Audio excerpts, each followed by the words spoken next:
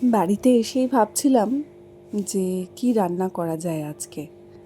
হঠাৎ করেই মাথায় এলো যে আজকে একটু ডাল ভেজাই। ডাল ভেজানোটা দিয়ে একটু ডালের বড়ার তরকারি করব।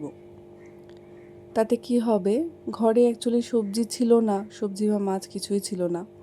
তো ভাবলাম যে যদি আজকে ডালের বড়াটা করি ভালোই হবে খেতে। আমি এটা করছি মুগ ডাল দিয়ে। আর ডালের যে পেস্টটা বানিয়েছি সেই পেস্টের মধ্যে নুন, হলুদ, একটুখানি লঙ্কার গুঁড়ো দিয়েছি। আর তার সাথে দিয়েছি হচ্ছে সামান্য একটুখানি জোয়ান।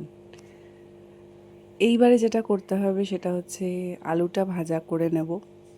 আলুটা ভাজা হলে তারপরে আস্তে আস্তে একটা একটা করে বড়া ভাজবো। ডালের বড়াটা না নর্মাল ডাল দিয়ে খেতেও ভালো লাগে, আবার যে ডালের তরকারি করি সেটাও কিন্তু বেশ ভালো হয় খেতে।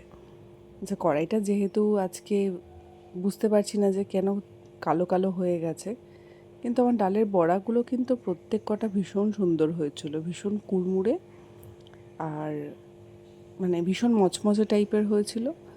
আর খুব ফ্লাফিও হয়েছিল, মানে বেশ ফুলেছিল। আমি নর্মালি এই নুন, হলুদ আর লঙ্কার গুঁড়ো ছাড়া আর কিছুই দিই না। আজকে হঠাৎ করে মনে হলো একটু জোয়ান দিই দেখি, তো জোয়ান দেওয়ার জন্য ফ্লেভারটাও খুব সুন্দর হয়েছিল।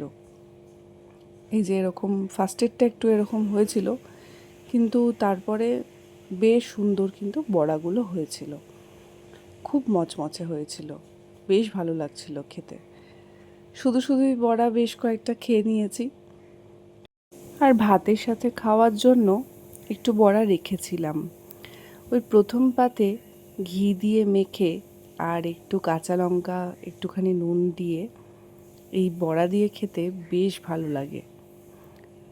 তো আমি আগের দিন যে শেয়ার করলাম পটল বাটা করেছিলাম, সেই পটল বাটাই একটুখানি এই কড়াইতে তেলের মধ্যে দিয়ে নাড়াচাড়া করার পর তারপরে সেটা দিয়ে আমি ঝোল করেছিলাম।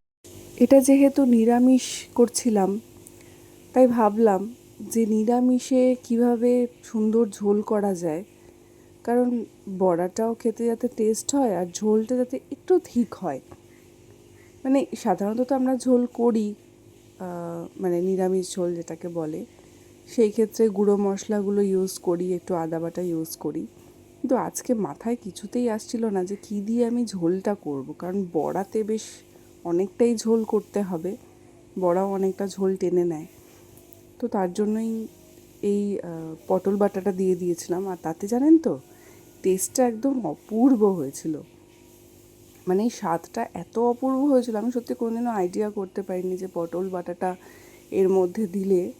আজকে হঠাৎই মাথায় এসেছে, আর তাই হঠাৎই দিয়ে দিয়েছি। দিয়ে করতে লাগলাম, করে দেখলাম বেশ ভালোই খেতে হয়েছিল। সুন্দর করে আলুটা দিয়ে কষানোর পর বড়াগুলো দিয়ে একদম এক কড়াই ঝোল দেবো, কারণ বড়াগুলো পুরো জল টেনে নেবে। এই ভিডিওগুলো অনেক দিন আগে নেওয়া, কিন্তু ভিডিওগুলো আর এডিট করে ওঠা হচ্ছিল না।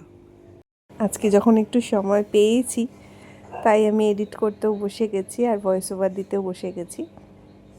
তো আপনাদের কেমন লাগছে সেটা জানাতে কিন্তু একদম ভুলবেন না। তো এই যে আমি বড়ার তরকারিটা করছি, এটা কিন্তু বেশ টেস্টি হয়েছিল।